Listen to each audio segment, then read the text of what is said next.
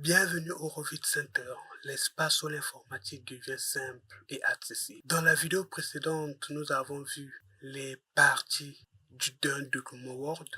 Nous avons vu les étapes d'une bande saisie. Je mettrai en description le lien vers cette vidéo afin de s'assurer que tous nous soyons au même niveau. Dans cette vidéo, toujours dans la même lancée de notre formation en Microsoft Word, nous verrons un peu plus sur ce logiciel. À la fin de cette vidéo, chacun de nous doit être capable de différencier enregistrer et enregistrer sous, de différencier backspace et le bouton delete, de différencier l'utilisation de caps lock et de shift. Si cela n'est pas encore fait, je vous demande de vous abonner et d'activer la cloche de notification afin de ne pas manquer les prochaines vidéos. Et si la formation vous plaît, n'oubliez pas de nous mettre un grand pouce afin de nous encourager. Si c'est fait, passons directement sur Word. Nous voici sur notre document Word. Et là, vous pouvez voir que nous avons un train debout qui clignote. Ce train debout, c'est ce qu'on appelle par le curseur.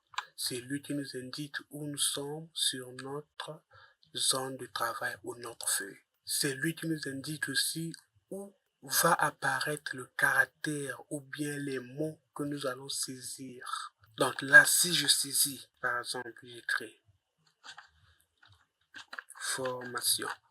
Vous voyez que les caractères s'affichent là où se trouve le curseur. Donc, ce curseur, on peut le déplacer en utilisant les touches directionnelles de notre clavier. Donc, ce qu'il faut retenir, c'est que là où se trouve le curseur, c'est là où va apparaître les caractères que nous allons taper sur notre clavier.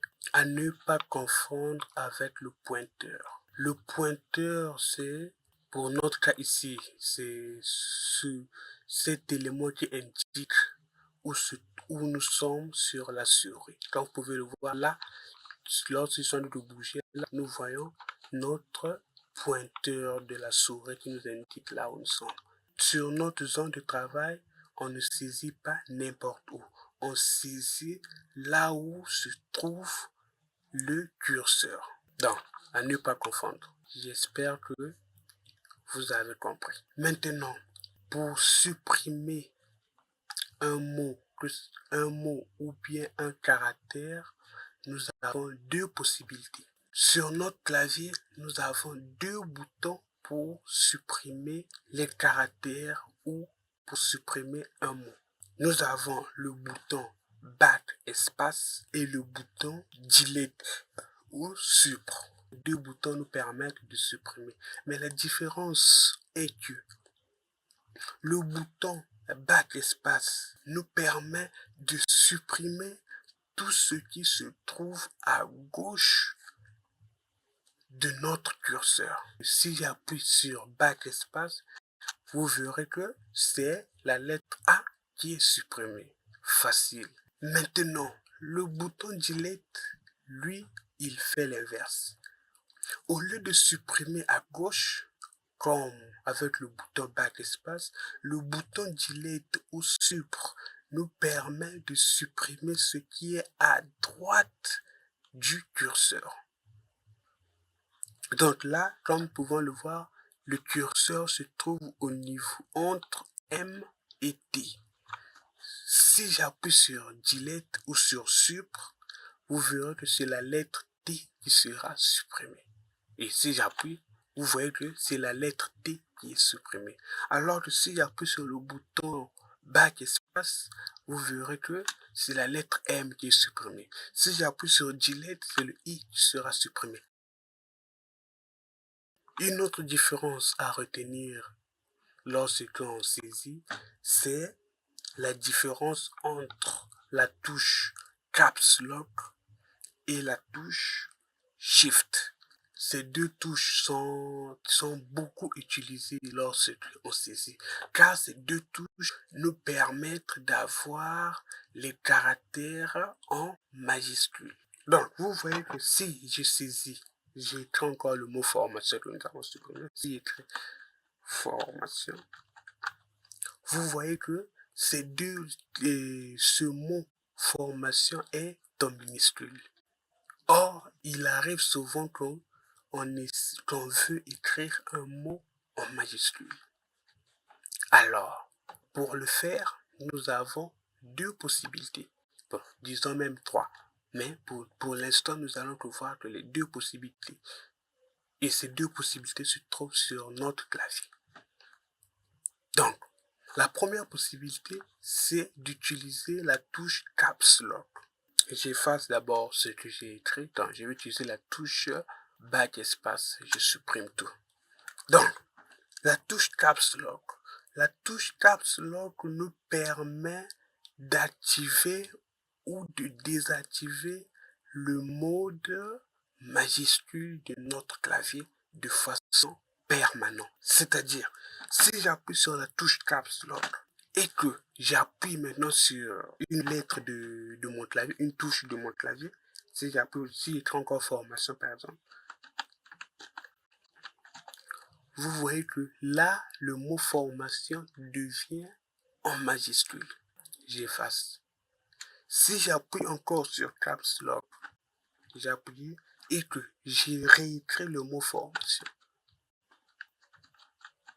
vous voyez que là, le mot formation devient en minuscule.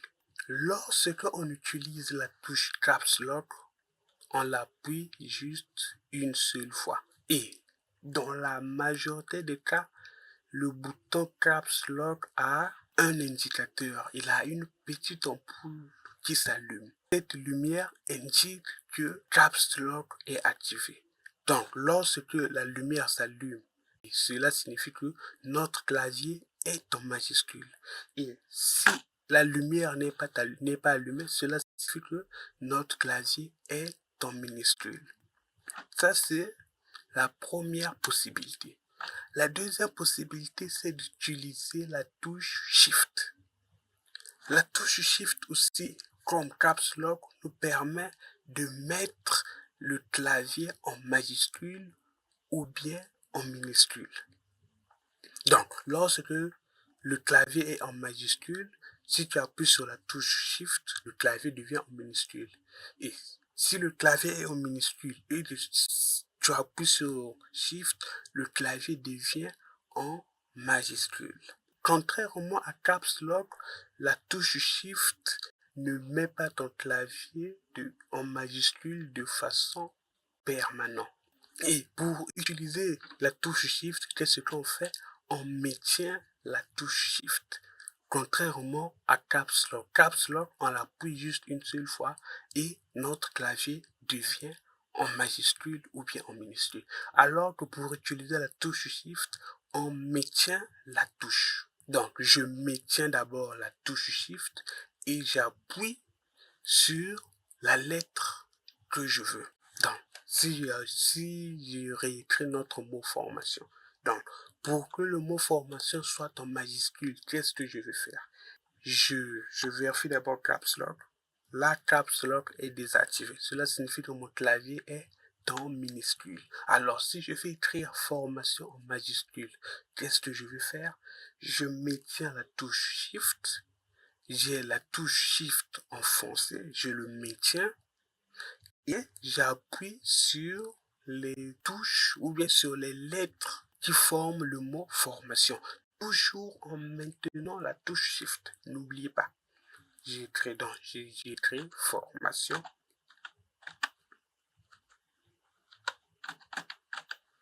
En maintenant toujours la touche Shift. Car si je lâche la touche Shift et que j'appuie sur, par exemple, S, vous verrez que le S est en minuscule. J'efface. Alors si je maintiens la touche Shift et que j'appuie sur S, le S devient en majuscule. Donc, n'oubliez pas, pour utiliser la touche Shift, il faut la maintenir. Tu la maintiens et après, tu appuies sur la lettre que tu veux. Je réécris d'autres mots formation. Je vais l'écrire. Le F sera en majuscule. Donc j'écris. Je mettais la touche Shift et j'appuie sur F. J'écris formation.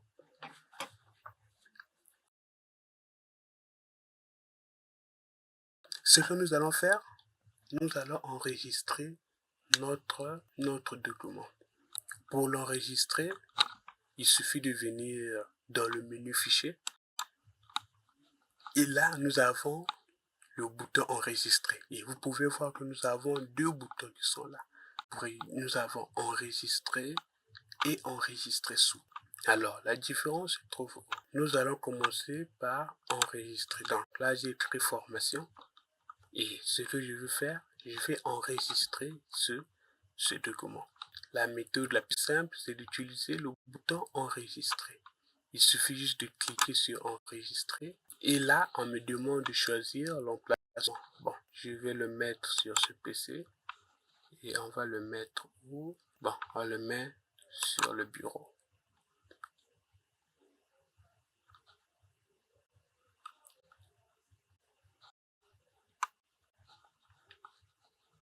Donc, on lui donne un nom. Bon. Par défaut, lorsque on enregistre un document sur Word, Word utilise la première ligne pour donner le titre, le nom de notre document. Donc, le Word utilise soit les premiers mots ou bien c'est toute la première ligne qu'il va prendre. Donc là, comme nous avons mis juste le mot formation, vous voyez que Word nous propose comme nom du fichier le nom formation. C'est pas nous qui l'avons donné, c'est Word. Word, dans son intelligence, il sait que le titre et le nom du document, pour le nom du document, il prend les premiers mots de notre document aussi. Comme là, comme il n'y a qu'un seul mot, il a pris formation. Bon, nous, on va le laisser comme ça. On le laisse et on enregistre. Notre document est enregistré. Et vous pouvez voir au niveau de la barre de titre là, vous pouvez voir au niveau de la barre de titre, on a le mot formation. Or, par défaut, lorsque un document n'est pas enregistré, Word le nomme document 1. Donc, lorsque vous ouvrez un document vierge, vous verrez que là, en haut, au niveau de la barre de titre, on écrit document 1. Mais là, comme nous l'avons enregistré, il prend directement le nom de ce document-là et le met là. Vous pouvez voir que là, on écrit de formation. Maintenant, revenons alors sur nos deux verbes. Enregistrer et enregistrer. En fait, la différence est, bon, pas trop simple, mais la différence est, lorsqu'on utilise enregistrer, Word va mettre à jour le document d'origine. Lorsque je parle du document d'origine, ça veut dire que pour notre cas ici, notre document s'appelle formation. Vous voyez, notre document s'appelle formation. Et que dans ce document formation là, nous n'avons que le mot formation. Et si je l'efface, j'écris par exemple un introduction. J'ai enlevé le verbe, j'ai enlevé le mot formation, j'ai remplacé ça par introduction. Si je viens ici au niveau du menu fichier et que j'enregistre, si j'appuie sur enregistrer, qu'est-ce qui va se passer?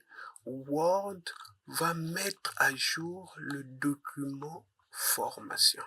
Donc là, si j'appuie, or nous savons que dans notre document formation ici, nous avons qu'un seul mot, c'est formation aussi qui a été saisi. Mais là, comme nous l'avons modifié, si nous appuyons sur enregistrer, qu'est-ce que Word va faire? Word va appliquer les modifications que nous avons faites il va les appliquer sur ce document formation-là. Donc là, si j'enregistre, ça s'est enregistré. Vous voyez que c'est toujours le même nom. Le nom du document, c'est toujours formation. Mais, voyons voir un truc. Si j'ouvre le document là, attends, avant de faire ça, nous savons que nous avons enregistré notre document avec ce mot formation. Je ferme Word. J'ai fermé Word.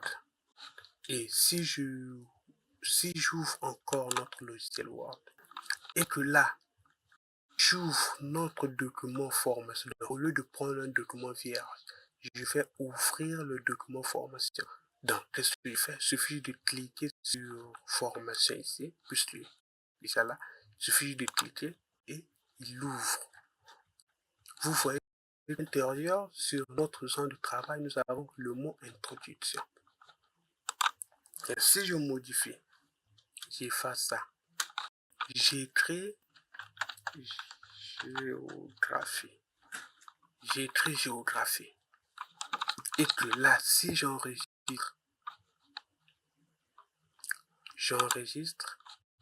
et que je referme, au lieu de refermer, je peux venir ici, bon, je referme pour que la compréhension soit claire.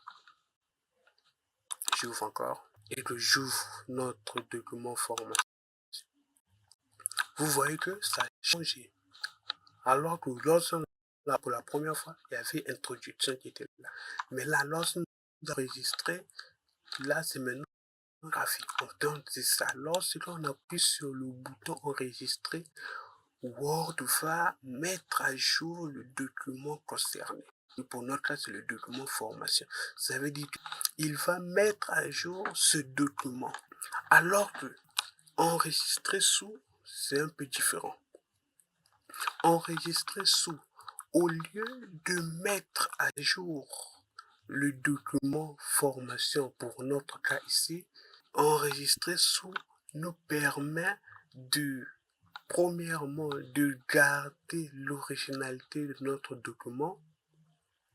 Donc, notre document formation reste intact. Et deuxièmement, il nous permet de créer une copie. Vous voyez que là, il me dirige encore vers la destination que je veux. Je le mets encore sur bureau. Et là, il m'a de saisir un autre nom. Donc là, je peux ajouter formation, je mets S à la fin pour différencier les deux. Et là, alors si j'enregistre, vous voyez que si je viens encore sur fichier, vous voyez que là, nous avons maintenant deux documents. Nous avons le document formation avec S, celui qu'on vient d'enregistrer sous, et notre plan d'origine formation, qui est la donne. On se retrouve maintenant avec deux documents, alors que lorsqu'on utilise enregistrer, on n'a qu'un seul document. En fait, ces deux verbes-là sont très utiles lorsqu'on saisit, parce qu'il peut arriver qu'un collègue à toi, par exemple de l'école, t'a donné son travail qu'il a eu à faire. Et toi, tu veux utiliser son travail comme modèle, tout en modifiant juste quelques éléments essentiels. Donc, il te donne son document, tu viens sur Word, tu appliques tes modifications, tu modifies les noms, si c'est un devoir, tu modifies les noms, tu modifies un peu les points clés, et lorsque tu vas enregistrer, si tu appuies sur enregistrer, directement, le document d'origine sera écrasé, sera modifié. Les modifications que tu viens de saisir vont s'appliquer, vont s'enregistrer sur ce document d'origine, alors que ce document d'origine n'était pas à toi. Si ton collègue n'avait vu ça comme exemplaire, ben, je peux dire qu'il est foutu. Parce que lui aussi sera obligé d'aller encore modifier. Alors, pour éviter ça, c'est là où nous utilisons le verbe enregistrer sous. Enregistrer sous te permet d'appliquer tes modifications là sur un autre document, sur une copie, tout en gardant l'intégralité ou l'intégrité de ton document d'origine. Donc, comme ça, tu te retrouves avec l'original du devoir de ton collègue. Et toi-même aussi, tu as ton document, toi. Tu vous vous retrouvez avec deux documents complètement différents. Donc, c'est ça la différence entre enregistrer et enregistrer sous. On continue. Là, maintenant, ce que nous allons faire, nous allons... Bon, je vais faire d'abord... Je vais écrire une phrase. Je veux mettre un peu de fautes. Donc, je vais faire exprès de mal écrire certains mots ou bien de ne pas respecter certaines règles de grammaire ou d'orthographe. Donc, j'ai saisi. Je vais écrire là la géographie sans, bon, je prends une définition simple, sans la description des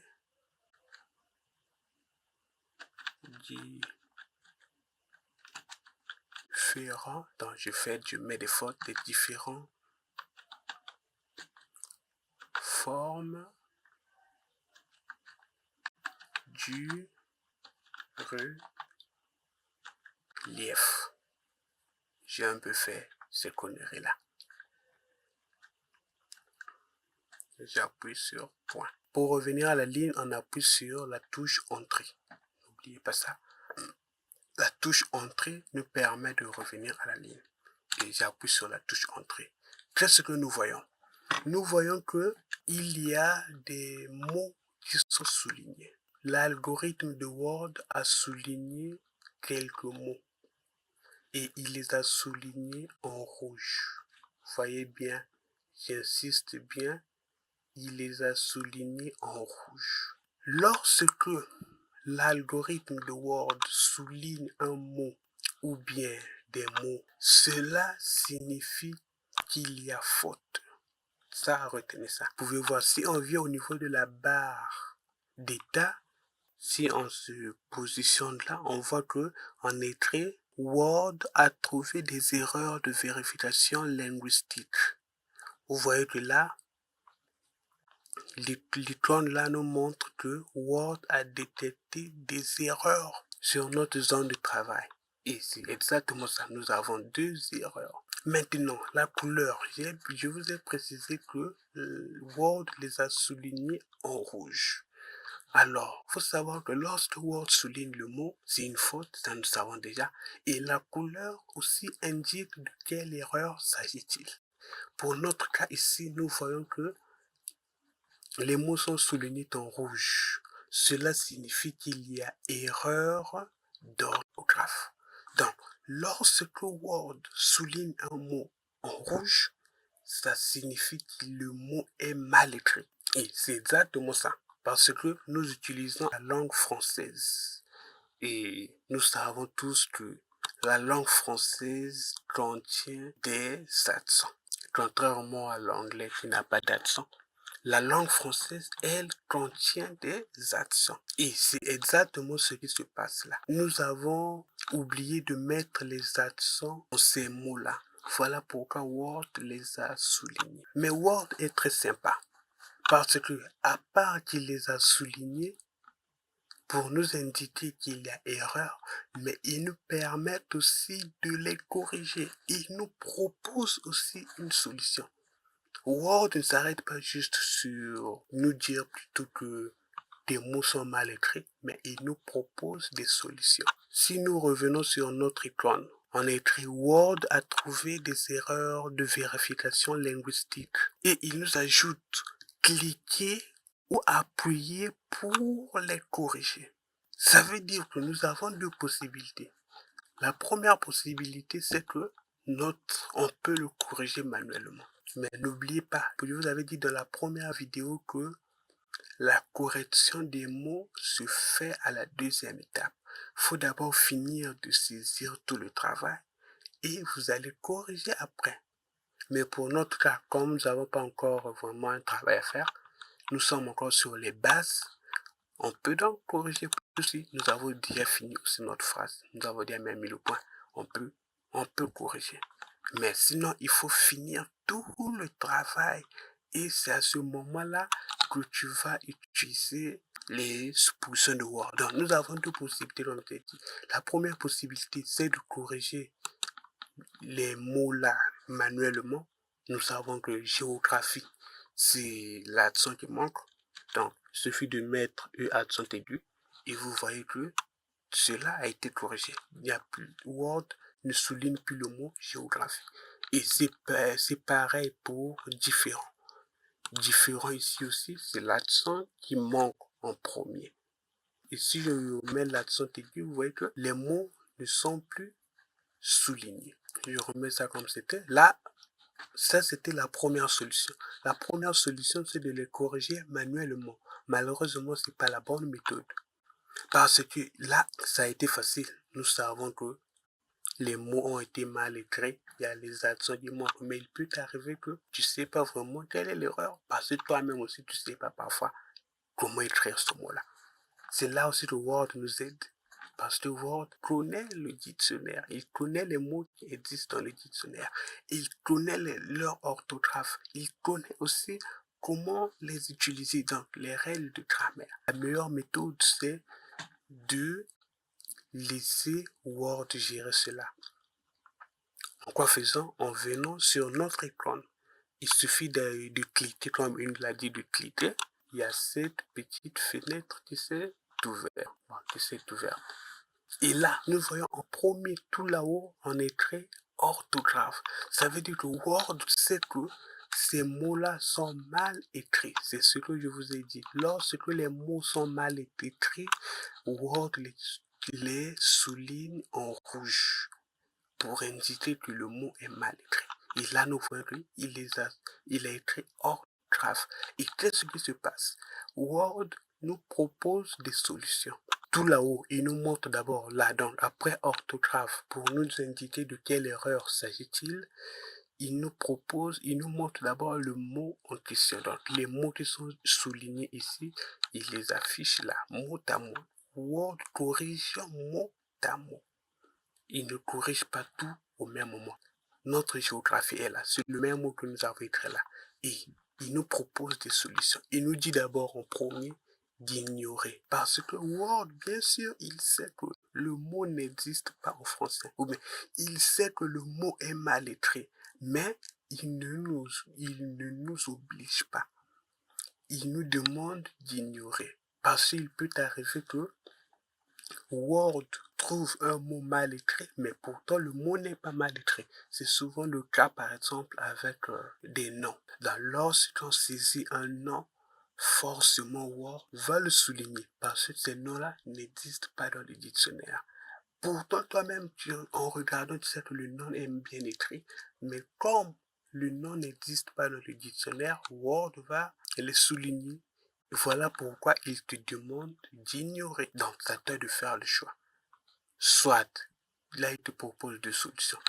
Soit tu ignores une fois. C'est-à-dire que si, par exemple, ton mot-là se répète 10 fois, il te demande d'ignorer cette fois-ci. Il te donne une deuxième possibilité, d'ignorer tout. Ça veut dire que là, si tu appuies là, il va ignorer tous les mots géographiques qui sont dans ton document. Après, il te propose encore une troisième option, c'est ajouter. Là, maintenant, il te demande, est-ce que tu veux ajouter ce mot mal écrit là dans le dictionnaire? Maintenant, si toi, tu veux corriger ça, là, ici, Word te donne la possibilité de lui dire d'ignorer. Maintenant, si tu ne veux pas les ignorer et que tu veux les corriger, il te propose alors des solutions. Et dans la majorité des cas, c'est toujours la première solution qui est bonne. Mais il arrive que ça ne soit pas ça. Mais sinon, dans la majorité, je dirais même peut-être à 90% des cas, la première solution qu'il propose, c'est toujours la bonne. Donc là, nous voyons, il nous fait une liste de propositions. Là, le premier mot, il nous écrit géographie avec un E accent, c'est ce qu'il faut. Deuxièmement, il nous écrit géographie, et bon, ça, ce sont des mots, qui sont un peu bizarres, mais c'est comme ça. Donc, c'est ça. Ce sont des mots qui existent. Ce sont des mots qui sont dans le dictionnaire. Lui, il prend les mots qui sont dans le dictionnaire. Donc, c'est ça. Mais souvent, dans la majorité des cas, c'est toujours le premier mot. Mais il faut toujours vérifier. Donc, si là maintenant, tu fais une liste de propositions, c'est à toi de choisir le mot qu'il faut. Pour notre cas, géographie, nous savons que ça manque l'accent aigu. Alors, il suffit, si c'est ça, il suffit d'appuyer sur modifier. Là aussi, c'est pareil, tu as modifié et modifier tout. Modifier tout, c'est-à-dire qu'il va modifier tous les mots géographiques qui sont dans le document. Alors, si tu appuies sur modifier, il va juste modifier ce mot document-là, ce mot géographique qui est là en premier. On appuie sur, c'est bien géographie avec un E accent aigu. Donc, on appuie sur modifier. Et vous voyez, dès que j'appuie sur modifier, il a modifié. Et directement, il passe un autre mot. Là, il nous propose maintenant le mot, il veut nous corriger alors le mot différent. C'est toujours pareil, là il est très orthographe et c'est toujours les mêmes trucs. Vous voyez là, c'est le mot différent. Et là, il nous propose des solutions. Là, on a écrit différent avec le accent aigu diffère. Ça, c'est pas différent, mais ça, c'est diffère. C'est le verbe différer. Donc, et là, nous avons différent avec E accent aigu. Comme je vous ai dit, dans la majorité des cas, c'est ça. Mais il arrive que c'est pas souvent le bon mot. Donc, il faut toujours vérifier avant de confirmer. Pour notre cas, c'est différent avec E accent aigu. Et il suffit d'appuyer sur modifier et tout est modifié. Alors, on revient sur notre feuille et on se rend compte que, bien sûr, il a corrigé les mots, mais là, on se retrouve encore avec d'autres mots qui sont soulignés. Là, maintenant, au lieu que ça soit souligné en rouge, c'est en bleu. Je vous ai dit que la couleur rouge signifie que le mot est mal écrit. Alors, la couleur bleue signifie que le mot est mal accordé. Ça veut dire que là, c'est la grammaire. Donc, lorsque le Word souligne un mot en bleu, c'est souvent un mot ou plusieurs mots. Là, c'est souvent un ou plusieurs mots. C'est dire que ces mots sont mal accordés dans la phrase. Et si nous reprenons, parce que là, il y a le bouton reprendre qui est là pour continuer. Si nous reprenons, vous voyez que je ne sais pas si vous avez remarqué, c'est que là, tout là-haut, le mot a changé. Au début, c'était orthographe qui était là. Mais là, nous pouvons voir que c'est maintenant grammaire. Comme je vous l'ai dit, lorsque le mot est souligné en bleu, ça veut dire qu'il y a erreur de grammaire. Et c'est exactement ça. Nous voyons là que le mot est mal écrit. Et le mot est mal accordé. Là, le premier mot qu'il nous propose, c'est sans. Et vous voyez que même souvent lorsqu'il s'agit de grammaire, plus la grammaire s'applique dans une phrase. L'orthographe, c'est juste un seul mot qui est mal écrit. Mais la grammaire, ce sont les règles dans une phrase. Et nous pouvons voir que c'est toute la phrase qui est sélectionnée. Ça veut dire que Word ici nous fait comprendre que dans cette phrase-là qui est sélectionnée, le mot sans est mal accordé. Et c'est exactement ça, parce que là on écrit la géographie sans.